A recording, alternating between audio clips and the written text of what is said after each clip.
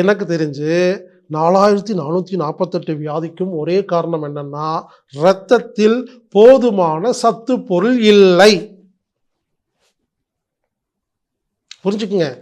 நீங்க தனித்தனியா நோய்க்கு பேர் வச்சிருக்கீங்க, அதெல்லாம் நமக்கு தெரியாது. எனக்கு தெரிஞ்ச உலகத்தில் ஒரே ஒரு நோய் தான். அந்த நோய்க்கு பேர் இரத்தத்தில் சத்து பொருள் இல்லை. அந்த இரத்தத்தில் எந்த சத்து பொருள் இல்லையோ அந்த சத்து பொருளை கொண்டு வச்சா நமது உடம்பு தன்னைத்தானே குணப்படுத்தும். இதாங்க தத்துவம். யோசிங்க, கொஞ்சம் யோசிச்சிங்கன்னா உங்களுக்கு ஐடியா கிடைக்கும். நான் சொல்கிறது என்னமோ சொல்ல வரேன், உங்களுக்கு புரியும். மீண்டும் சொல்கிறேன், இரத்தத்தில் நிறைய பொருள் இருக்கிறது. ஒவ்வொரு பொருள் கெட்டு போகும் பொழுது பல்வேறு நோய்கள் வருகிறது. சமையல் ரூமில் ஒரு பொருள் கெட்டு போகும் பொழுது பல சமையல்கள் கெட்டு போகிற மாதிரி இரத்தத்தில் ஒரு பொருள் இல்லைன்னா நமக்கு நோய் வரும்.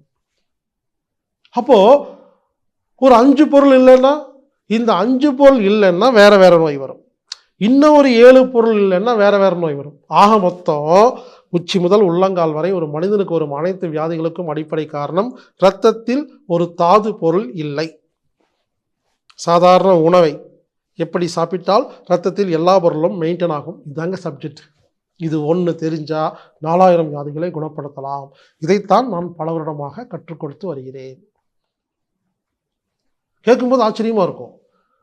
புரிஞ்சால் போதுங்க, புரிஞ்சுக்குங்க. புரிஞ்சுக்கிறதுக்கு தான் டைம் ஆகும்.